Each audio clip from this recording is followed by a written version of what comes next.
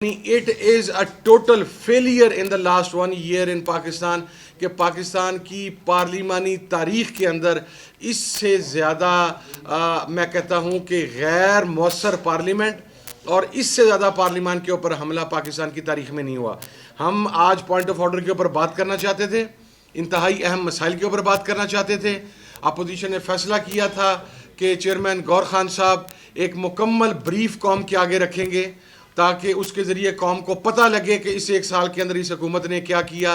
لیکن اگین وہی بات کہ یہاں پر خوف ہے دلوں کے اندر, یہاں پر ڈر ہے. ہم اس کو اسٹرانگلی کنڈیم کرتے ہیں اینڈ وی آر کنونسڈ جو چیئرمین بیرسٹر گور صاحب نے کہا. اور اگر یہ بات ایک انتہائی ویل ایجوکیٹڈ, ایک انتہائی ویل مینرڈ انسان کے منہ سے نکل رہی ہے, اس کے لبوں سے آ رہی ہے کہ اس پارلیمان کے علاوہ اب لوگوں کو یا ہمیں کوئی اور حکمت عملی بنانا پڑے گی, تو اس کا مطلب آپ خود سمجھ لیں کہ پھر ہم جیسوں جو کہ ہارڈ لائنرز ہیں یا تھوڑا ذرا سخت زبان استعمال کر لیتے ہیں, ہمارا سٹانس کیا ہوگا. میرا خیال ہے کہ اب مجھے تو اس پارلیمان کا کوئی کردار نظر نہیں آتا. ہمارا جو اپوزیشن کا گرینڈ الائنس ہے جس کی سربراہی مشر محمود خان اچکزئی صاحب کر رہے ہیں, تحریک تحفظیان پاکستان کی, وہ انشاءاللہ ان another few days ایک ہمیں پروگرام کے حوالے سے بھی بتایا, دیگر جو ہماری کچھ سندھ کی اپوزیشن پارٹیز تھی اس کے حوالے سے بتایا, ہم اس پہ ورکنگ کرنے کے لیے جا رہے ہیں. اور ٹھیک ہے, آپ کی خواہش ہے کہ ہم نے آ کے آپ سے ٹکرانا ہے تو پھر ہم آ رہے ہیں ٹکرانے کے لیے, انشاءاللہ تیاری کریں. بہت شکریہ. بسم اللہ الرحمن الرحیم. دکھ ہوتا ہے اس پارلیمان کو پارلیمان کہنا, تو میں پہلے دن سے کہہ رہا ہوں یہ جعلی پارلیمنٹ ہے, ان کا مینڈیٹ جعلی ہے. زر اور زور کی بنیاد پہ تحریک انصاف کا مینڈیٹ چھینا گیا ہے اور بڑے ٹھاٹ سے اس پہ بیٹھ گئے ہیں. ہم نے کوشش کی, ہم کوشش کر رہے ہیں, آج قصدن اور آمدن وہ نہیں آتے. وزیروں کی فوج ظفر موج ہے, ایک وزیر خواجہ آصف آیا 5-10 منٹ بیٹھا چلا گیا, کوئی وزیر وہاں نہیں تھا. ان کی اسٹریٹجی یوں معلوم ہو رہی تھی کہ یار یہ حزب اختلاف والے پاگل ہیں, بس مرد آباد زندہ باد کر کے پوائنٹ آف آرڈر پہ کورم پوائنٹ آؤٹ کر دیں گے, ہماری چھٹی ہو جائے گی, دیہڑی لگ جائے گی, تنخواہ لے لیں گے. لیکن یار لوگوں نے یہ بھی تو سیاسی کارکن ہیں جو نے کہا کوشچن ہاور چلنا چاہیے. کوشچن ہاور چلا. دیکھیے دکھ کی بات ہے, یہ آئین کا ماہر آدمی ہے, یہ سارے وہ لوگ ہیں دنیا میں کہیں بھی آج تک IMF کا نمائندہ کسی ملک کی عدالت کے پاس نہیں گیا. اس پہ بھی نہ اطمینان لیا گیا, کی گئی ٹھیک ہے, ہم کے کردار سود آ گیا ہے, سیدھا گیا سپریم کورٹ. کیا پوچھا, یہ پوچھا ہوگا کہ جسٹس ہے یا نہیں ہے. ہمارے دوست ملک کا, انتہائی دوست ملک کا صدر آیا تھا اردگان صاحب, قلعہ بند کر کے پرائم منسٹر پارلیمنٹ یہ تھی, وہاں انہوں نے اپنے یار لوگوں کو بلایا, اس کو گھمایا پھرایا, وہیں سے تیارے گزرے, سلامی دی, وہاں پتہ نہیں سلوٹنگ کی سلامی ہوئی. اردگان سیاسی کارکن ہے, اردگان کی پارٹی اس تمام ملاحر سے گزری ہے جس سے تحریک انصاف گزر رہی ہے. ٹرکش پالیٹکس میں ترکی آرمی کا رول بہت زیادہ تھا, اس کا مقابلہ اردگان نے کیا.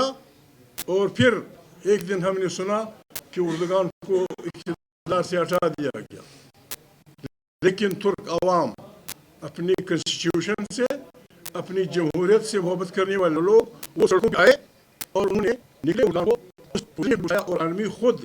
دیکھیں اپنی آرمی کو آئین کے دائرے میں لانا غداری نہیں ہے.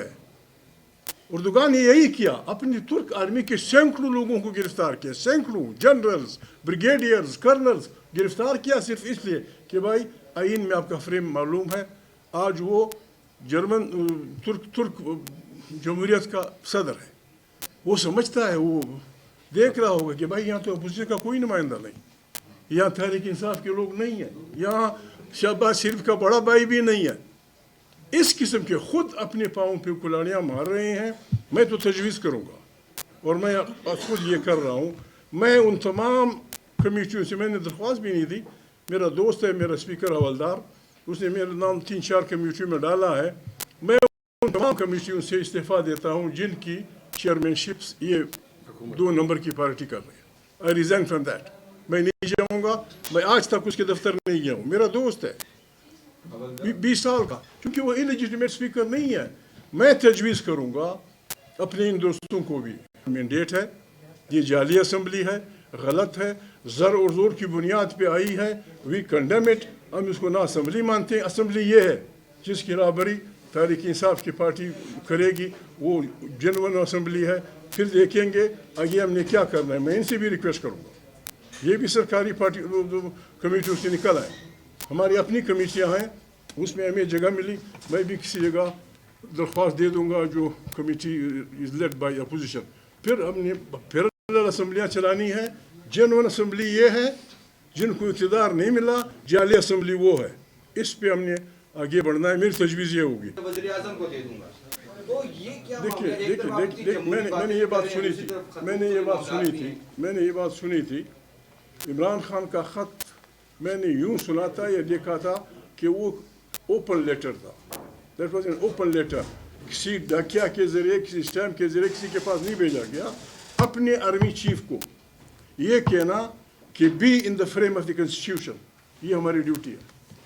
अगर वो उस फ्रेम को तोड़ता है, then he is not our army chief, then he is abrogator of the constitution, then he suspend कर रहा है, आइन का हुलिया बिगाड़ रहा है। और आइन का हुलिया जो बिगाड़ता है उसका साथी जो भी हो उन पे 36 लागू होगा। हम आर्मी चीफ से हमारी दुश्मनी नहीं, किसी की नहीं।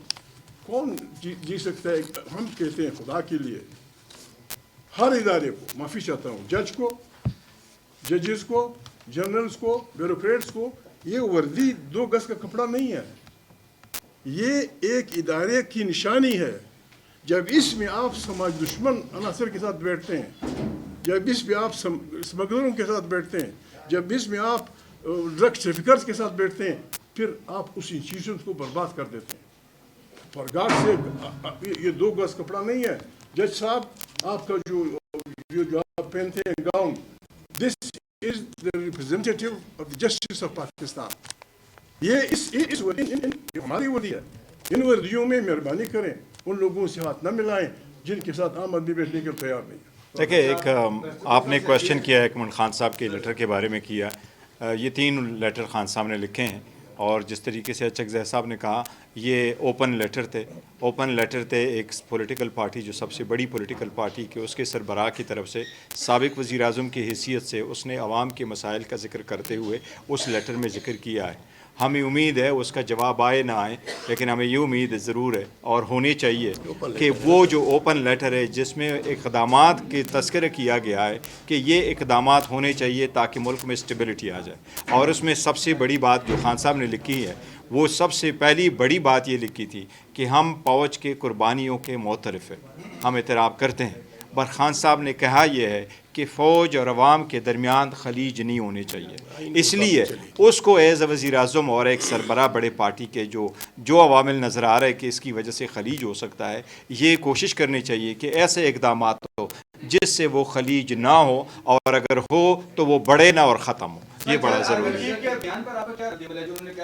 नहीं, देखो, मैंने स्टेटमेंट दे दिया, मैंने कहा है, यही कहा है कि जो लेटर है उसके कंटेंट से उनमें जिन इक़दामात का जिक्र किया है उस इक़दामात पे गौर करनी चाहिए। जुमे का टाइम हो गया। सॉरी, मैं एक बात भूल गया। आज शारग में दर्जनों मजदूर बम धमाके में हलाक हुए। खैबर पख्तूनख्वा में रोज़ाना 30 आदमी मरते हैं।